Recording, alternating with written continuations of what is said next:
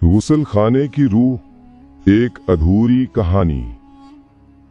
पुरानी हवेली के मकीनों के लिए वो सिर्फ एक गुसल खाना नहीं था, बल्कि एक राज था, एक सरगोशी थी जो नस्ल दर नस्ल सफर करती रही। कहते थे कि उस गुसल खाने में एक औरत की रूह बसती है, एक ऐसी औरत जिसकी कहानी पानी की बूंदों की तरह टपकती और आईने पर भाप की तरह नमूदार होकर मिट जाती थी। वो कोई खौफनाक आसेब नहीं थी जो लोगों को डराए, बल्कि उसकी मौजूदगी का एहसास ठंडी हवा के एक झोंके, संगे मरमर के फर्श पर अचानक फैल जाने वाली पानी की लकीर या कभी कभी रात की खामोशी में सुनाई देने वाली मध्यम सिसकियों से होता था। उसका नाम अंबर था। अपनी जिंदगी में वो एक हसास और ख्वाब देखने वाली लड़की थी। उसकी शादी एक ऐसे शख्स से हुई जो उसके जज्बात और ख्वाबों से बेपरवाह था। अंबर को शायरी का शौक था। वो अपनी छोटी सी डायरी में अपने अधूरे ख्वाब और नज़में लिखा करती थी। उसके लिए वो गुस्ल खाना एक पनाहगाह की हैसियत रखता था। वो घंटों बाथटब में बैठी गर्म पानी में अपने आंसू छुपाती और अपनी नज़मों के किरदारों से बातें करती। वो जगह उसकी वाहिद राजदान थी। एक सर्द रात जब वो अपने शौहर के तल्ख रवैये से दिल बर्दाश्ता होकर उसी गुस्ल खाने में पनाह लिए हुए थी, दिल का दौरा पड़ने से उसकी रूह कफ़से हुंसरी से परवास कर गई। उसकी मौत के बाद उसकी डायरी कहीं गुम हो गई और उसकी अधूरी ख्वाहिशात उसी जगह के गिर्द मंडलाने लगीं। बरसों बाद एक नौजवान जोड़ा अली और फातिमा उस हवेली में रहने आए। उन्हें इस गुस्ल खाने से जुड़ी कहानियों का इल्म था, लेकिन उन्होंने इसे महज वहम समझकर नजरअंदाज कर दिया। फातिमा एक हमदर्द और समझदार खातून थी। उसे जल्द ही गुस्ल खाने में गैर मामूली चीजों का एहसास होने लगा। कभी उसे लगता कि कोई उसके बालों में उंगलियां फेर रहा है, तो कभी आईने पर भाप से एक अधूरा सा शेर लिखा नजर आता। एक रात जब फातिमा गुस्ल खाने में थी, उसे एक वाज़ेह सिसकी की आवाज सुनाई दी। वो डरी नहीं, बल्कि उसने हिम्मत करके कहा, तुम कौन हो? तुम क्या चाहती हो? जवाब में आईने पर भाप से लरसते हुए हरूफ नमूदार हुए, मेरी कहानी। इस वाक़े ने फातिमा को तजस्सुस में मुब्तला कर दिया। उसने हवेली की पुरानी चीजों को खंगालना शुरू कर दिया। आखिरकार लकड़ी के एक पुराने संदूक से उसे अंबर की डायरी मिल गई।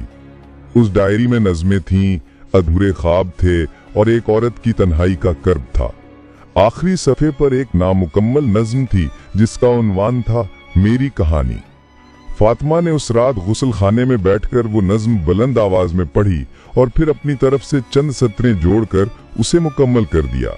उसने लिखा कि किस तरह एक रूह अपनी पहचान तलाश कर रही है और किस तरह उसकी कहानी सुनने वाला कोई नहीं।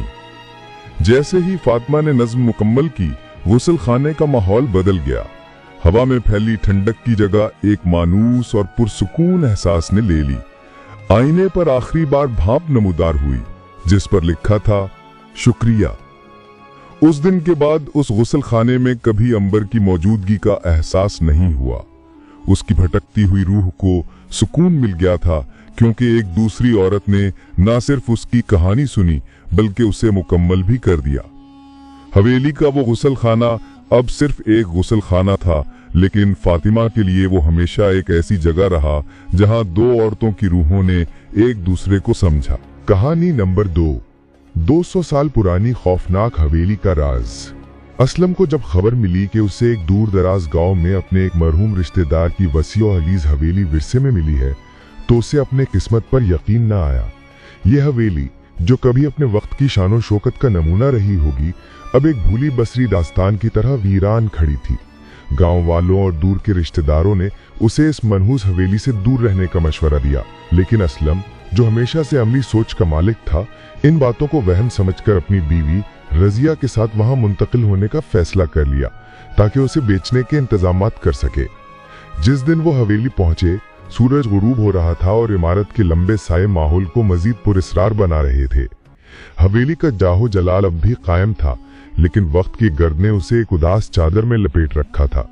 उनका इस्तकबाल करीम बख्श ने किया, जो एक बूढ़ा और झुर्रियों भरे चेहरे वाला शख्स था और अपनी पूरी जिंदगी उसी हवेली की देखभाल में गुजार चुका था।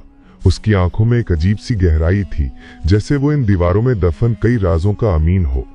पहली चंद रातें खामोशी से गुजर गईं, लेकिन फिर अजीबोगरीब वाकयात का सिलसिला शुरू हो गया। रजिया को अक्सर रात के पिछले पहर किसी के मध्यम सरगोशियों और पायल की झनकार सुनाई देती। वो असलम को बताती तो वो उसे पुरानी हवेली की आवाजें कहकर टाल देता। इतनी बड़ी और पुरानी इमारत है, हवा के झोंकों से दरवाजे और खिड़कियां बजती ही हैं, वो उसे तसल्ली देता। लेकिन वाकयात की शिद्दत बढ़ती गई। एक रात रजिया ने पलक झपकते में एक सुर्ख लिबास में मलबूस औरत का अक्स दालानों में से गुजरते देखा। घर में चीजें खुद ब खुद अपनी जगह से हटने लगी। माहौल में एक नाकाबिले बयान बोझ और उदासी छा गई, यहाँ तक कि असलम का शक भी अब यकीन में बदलने लगा था। हवेली में एक कमरा ऐसा था जिसे करीम बख्श ने सख्ती से हमेशा बंद रखने की हिदायत की थी। उसका कहना था कि यह हवेली कैसल मालिक की बेटी आमिना का कमरा था, जिसकी मौत बहुत ही अलमनाक हालात में हुई थी। असलम का तजस्सुस उसे बार बार उस बंद दरवाजे की तरफ खींचता। एक शाम असलम ने हिम्मत करके करीम बख्श से हवेली की तारीख के बारे में पूछा। बूढ़े चौकीदार ने एक लंबी सांस ली और आखिरकार अपनी खामोशी तोड़ दी। उसने बताया कि आमिना, जो हवेली के मालिक की इकलौती बेटी थी, एक गरीब किसान के बेटे से मोहब्बत करती थी। जब उसके जालिम बाप को इस बात का इल्म हुआ तो उसने गुस्से में आकर आमिना को उसी कमरे में कैद कर दिया ताकि वो अपने महबूब के साथ भाग न सके। दिल शिकस्ता और तन्हा आमिना ने उसी कैद में अपनी जान दे दी। करीम बख्श ने बताया, ये सरगोशियां उसी की सिसकियां हैं और ये पायल की झनकार उसी की पायल की है जो उसने मरते वक्त पहन रखी थी। उसकी रूह आज भी इंसाफ और सुकून की तलाश में इस हवेली में भटक रही है। इस इंकशाफ के बाद हवेली का माहौल मजीद खौफनाक हो गया। उसी रात एक शदीद तूफान आया। तेज हवा और गरज चमक के साथ आमिना के कमरे का पुराना दरवाजा एक जोरदार आवाज के साथ खुल गया। असलम और रजिया एक अनजाने खौफ के तहत उस कमरे की तरफ खिंचे चले गए। अंदर दाखिल होते ही उन्हें एक नाकाबिले यकीन मंजर का सामना करना पड़ा। कमरा बिल्कुल वैसा ही था जैसा कई दहाइयों पहले छोड़ा गया था, और वहां खिड़की के पास आमिना की रूह खड़ी थी। लेकिन वो कोई खौफनाक भूत नहीं, बल्कि एक रोती हुई गमजदा लड़की थी जिसकी आंखों में सदियों का करब था। उसकी तकलीफ को महसूस करते हुए रजिया ने फैसला किया कि इस भटकी हुई रूह को खौफ से नहीं बल्कि हमदर्दी से सुकून पहुंचाया जा सकता है। उसने असलम और करीम बख्श के मिलकर आमिना की रूह के इसाले सवाब के लिए दुआ की। जैसे ही उन्होंने दुआ खत्म की, हवेली में एक अजीब सा सुकून छा गया। बोझलपन खत्म हो गया और हवा ताजा महसूस होने लगी। असलम और रजिया ने हवेली बेचने का इरादा तर्क कर दिया। उन्होंने उसकी तारीख और आमिना की याद का एहतराम करने का फैसला किया।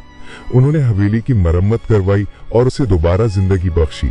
वो समझ चुके थे कि हर रूह बुरी नहीं होती, कुछ सिर्फ अपनी कहानी सुनाई जाने और समझे जाने का इंतजार करती हैं। और इस तरह वो खौफनाक हवेली एक पुरसकून घर में तब्दील हो गई, जहां माजी की यादें हाल के साथ अमन से रहने लगी।